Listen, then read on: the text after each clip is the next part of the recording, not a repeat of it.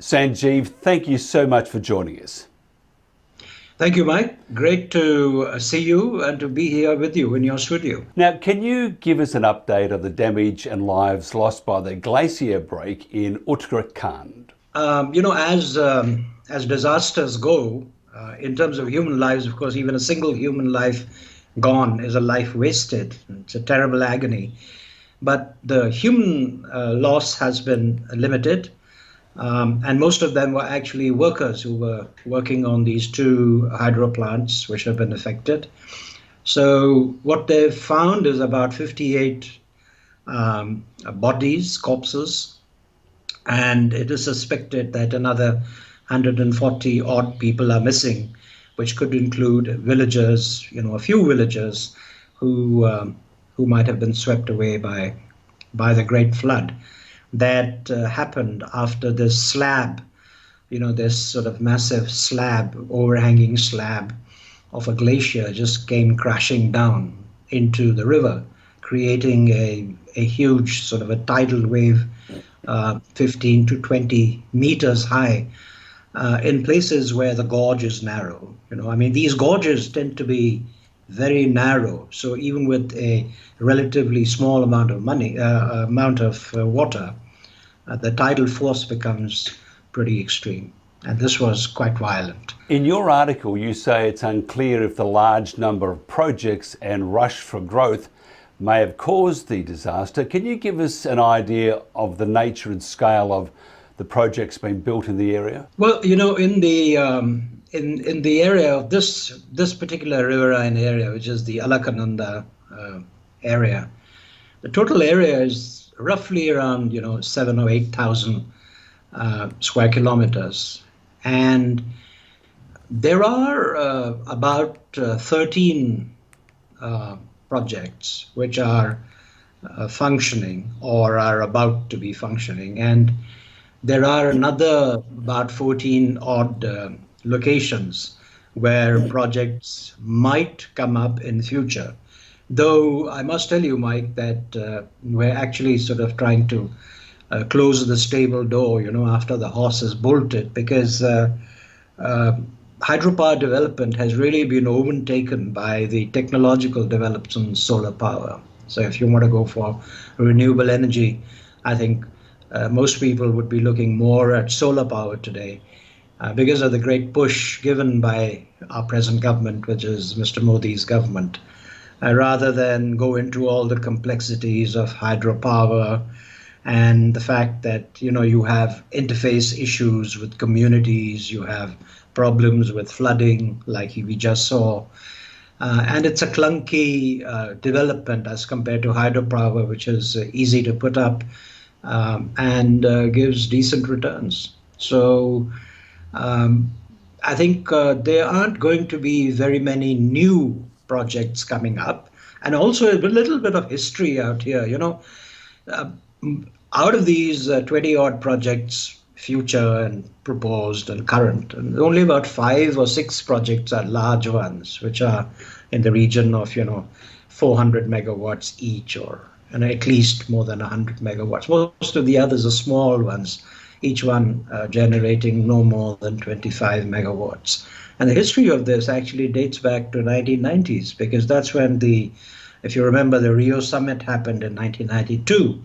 And as a consequence of that, large dams came under huge criticism. There was a World Commission of Dams, which was set up in 1994 or thereabouts.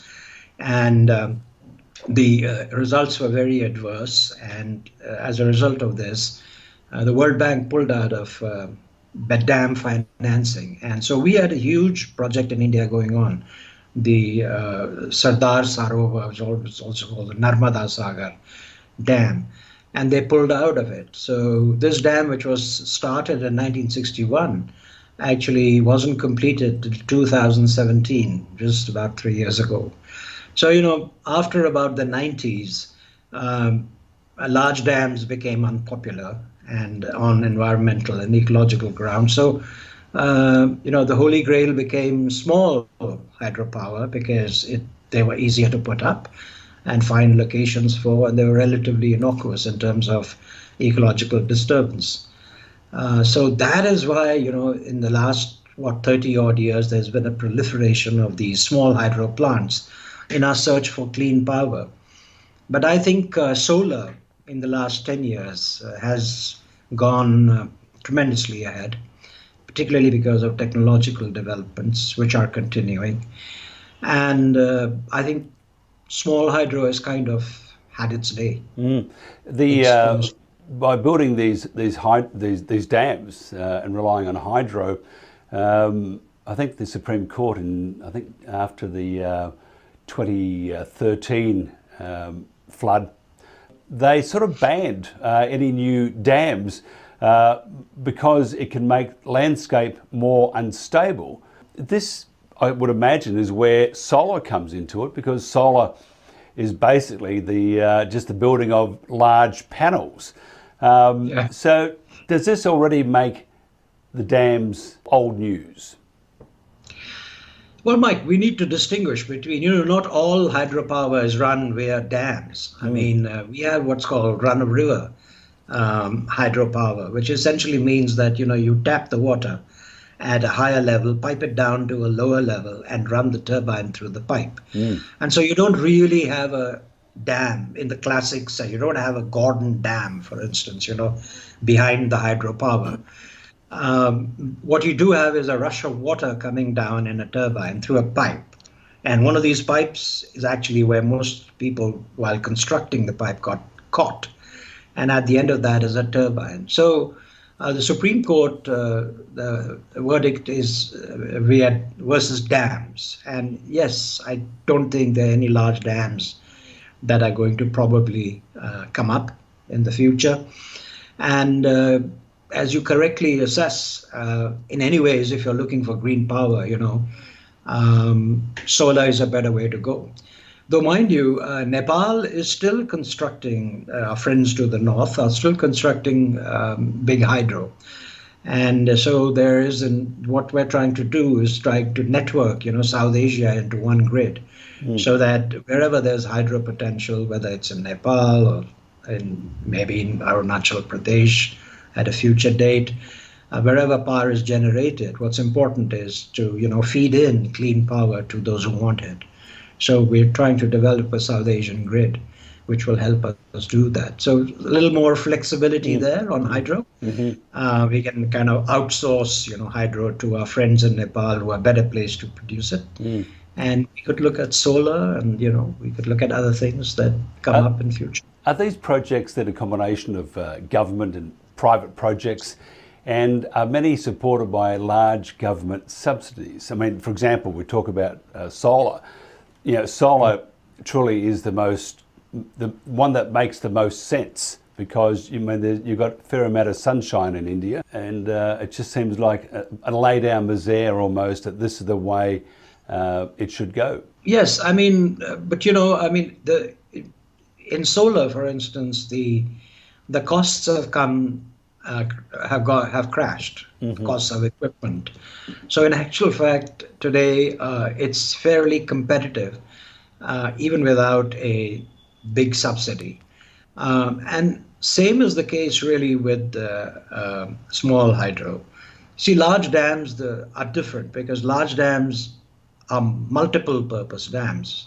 Don't forget that we still need drinking water, right? I mean, you have to trap drinking water somewhere. Cities are growing. India is very under-urbanized. By 2040, we're probably going to be, taking another 500 million people into cities. I mean, they're going to come in anyway. They are coming, but they don't find a place to live today. And water is scarce.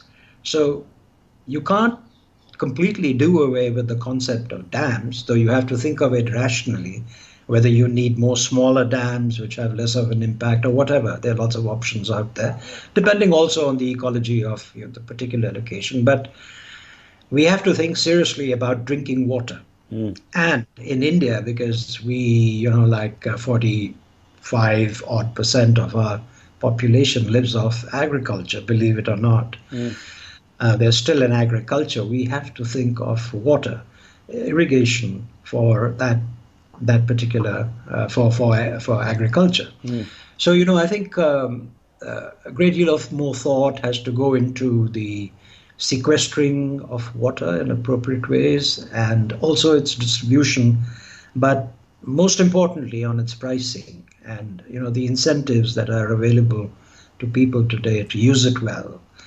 Government has started a program. We are very impressed by Israel because they use water extremely well. Kind of they made the desert bloom, and they've done it using technology. So I think those attempts are also on to use technology, not just in drip irrigation, but also in forecasting when the land needs water so that you don't over irrigate. So all this it's a messy landscape, as always, but I think there's a lot of activity going on, and it's all in the right direction. That's the good news. Just quickly, renewables in India, I mean, plenty of sunshine. I would imagine there are some gentle breezes here and there for the windmills. We saw what happened in Texas when they relied on the renewables there. It froze, and so they have no energy. What are in India, if you were to go down the renewable path, such as solar and the turbines, what are some of the unseens that we don't hear of that may place those renewables in jeopardy? The good news, Mike, is that we're very far from, reaching the tipping point. I mean, places like Germany, for instance, 60% of their power comes from renewables, right? So we are in kind of the high double digits, so about 15 to 20% of our power is generated from new renewables. And so we're very far from a tipping point which people generally take to be 40. And that is what the national plan is, that by 2030 we should at least have 40% of the power coming to us from renewable sources. Also, unlike in Texas, which is a very rich place, India still remains a fairly poor country. And though there is a top layer of 1% or 10% of Indians who are very rich, I mean, who could be rich even in Brisbane or wherever, or in Melbourne. But there is the bottom 2 quintiles. 40% of Indians live a pretty scratchy existence. India still needs a great deal of power, and we're going to be using all types without neglecting any particular source that we have. And I would actually go to the extent of including coal in that, which is dirty fuel, no doubt. But we have no gas, and it's very expensive to import it. Lots of price fluctuations. We're still a very poor country, and very poorly electrified. If I may point out, that's a very important thing. Our per capita consumption of electricity is extremely, extremely low, and so it has to go up if we are to live in the modern world. And so energy development in India is going to be multifocal, for a significant amount of time. But we are very conscious of the fact that, we must add as much clean energy to the basket as we can. We are helped by the fact that battery technology has improved considerably, and it's hopefully going to become even better in future, particularly because you have all these fancy cars from Tesla and all coming in, So battery technology is going to really take off over the next 10 years, which means that some of the problems with renewables would actually go away, because you would then be able to generate power from solar power and then store it. And during nighttime, just draw it from, and you have a huge big Tesla in Australia. You have a massive battery farm operating.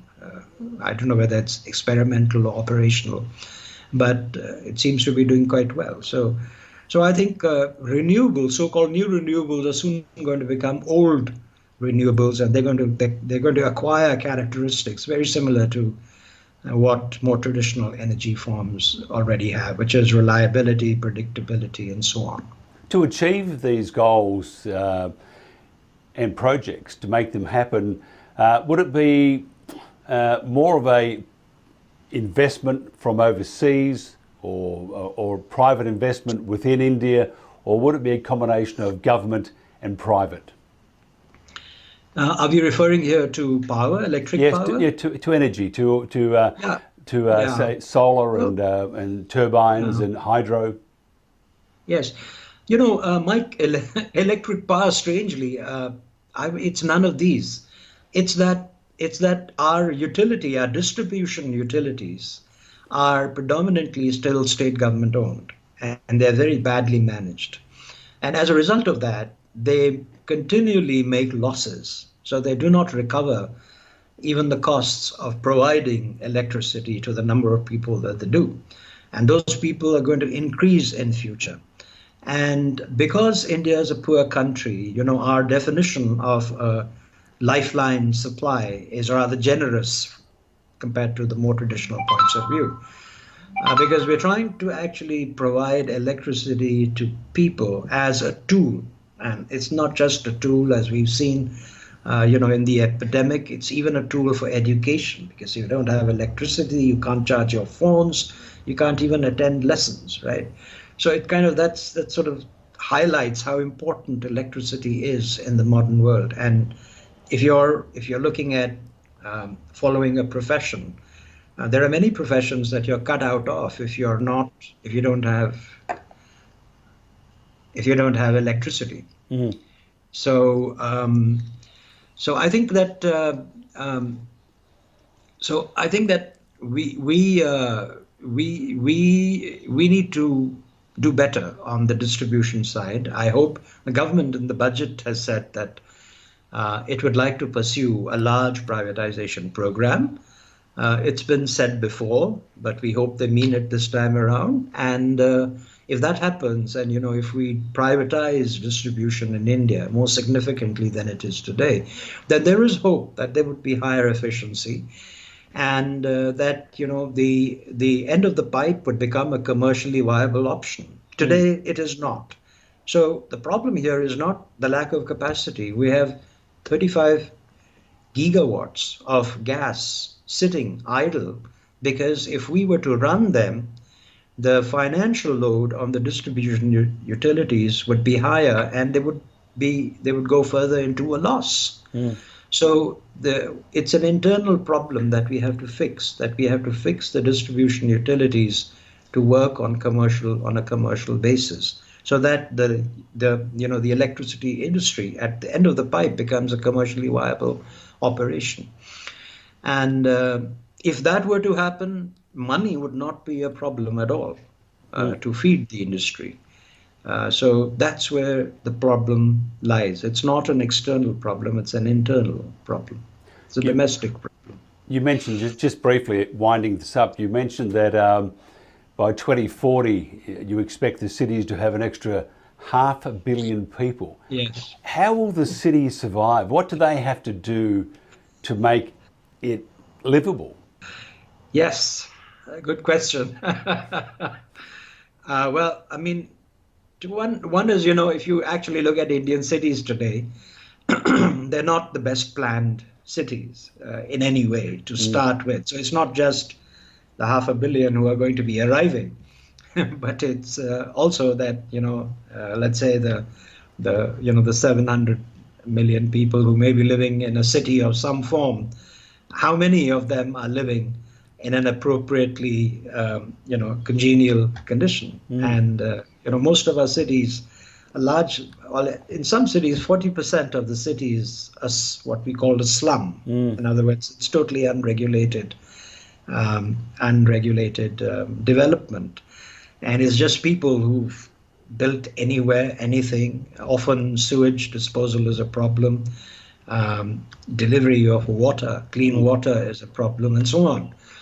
So I think Indian cities, again, is an area which is sort of an area where deep thinking is required as to what exactly needs to be done to bring them around. And my feel is that, yet again,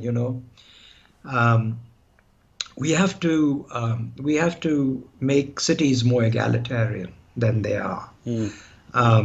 Cities today are predominantly driven by the predilections and the requirements of the elite, which is this top sort of 20% who live in cities.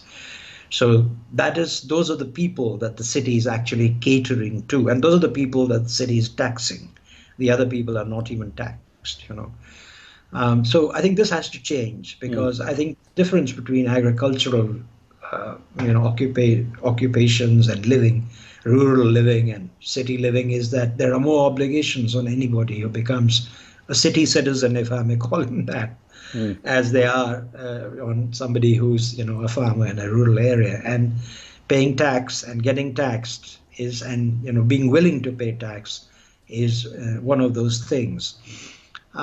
Because unless and until we start planning for the bottom billion, this issue of dysfunctional cities, dysfunctional hospitals, dysfunctional regulations is not going to go away.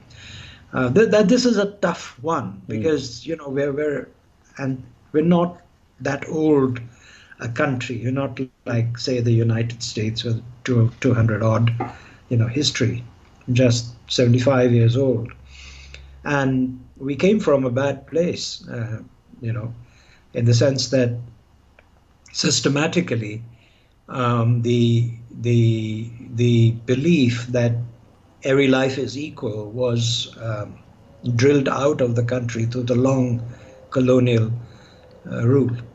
And so while people empathize with this concept, theoretically, that everybody is equal, the fact is everybody's not.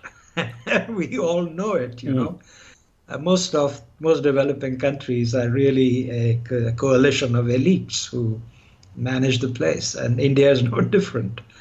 And that's strictly not the way a city can be managed, unless you want to become like Rio, where there are battlefields within the city that police can't enter.